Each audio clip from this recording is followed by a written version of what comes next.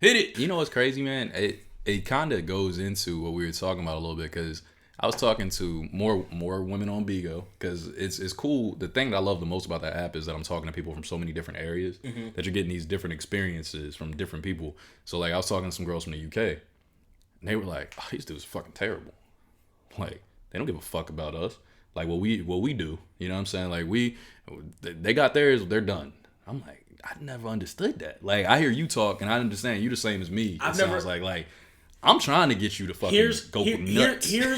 Here's I think everybody's different, but I think that philosophy comes from a couple of different places. One, it can come from a place of the guy can only go so long anyway. So he's not even he already knows by the old school standards of satisfying your woman, as in just sticking it down forever and ever and a day.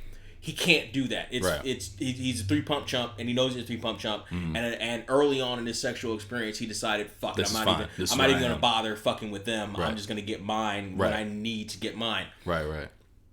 And or they're these big, tall, flexy, sexy ass motherfuckers who've had shit given to them their whole life, had women fall in their laps, etc., etc. So they've never had to work to keep or get women, or not even necessarily keep, but to get women, because they get them all the fucking time, or did early on in their experience or whatever, or there's some other aspect, maybe they didn't have have money, to work for it, right? They don't have to. You don't train that muscle, basically. Right? Exactly. Yeah. And even if you're in your swag compartment, right? Even if you're in your swag mode, in my bag, your swag bag. I didn't want to say swag bag, but even if you're in your swag bag, swaggy baggy, you know, we out here. As much as I've talked about my troubles dating, there have been pockets where it's worked for me, right?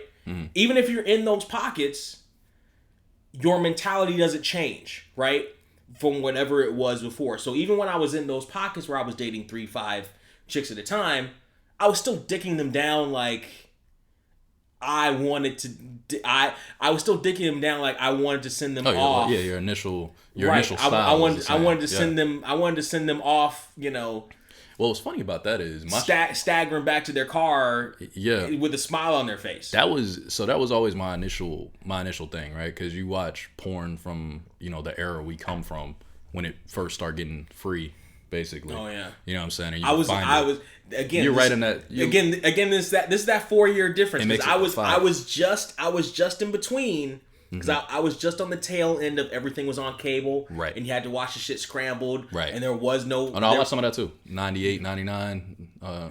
Maybe there was one kid at your school who had a tape. Yep. That he either let you borrow or you had to buy from him. For me, it was my uncle. He would always forget it in the VCR. Right, and I'd come in and go watch Spider-Man, and I'm like, oh my god, boobies! Right. And those porns like before 2000 were terrible. Like there's not a whole lot of good porn terrible from that music. Era. There are a couple but there's not really a whole lot of good shit. You gotta at least hit the 80s if you want to get back into like decent. And for me, good shit means the women actually seem like they're enjoying themselves to some degree, and not just like they're actually seem like they're enjoying the shit. Don't ever say to me again. Ever.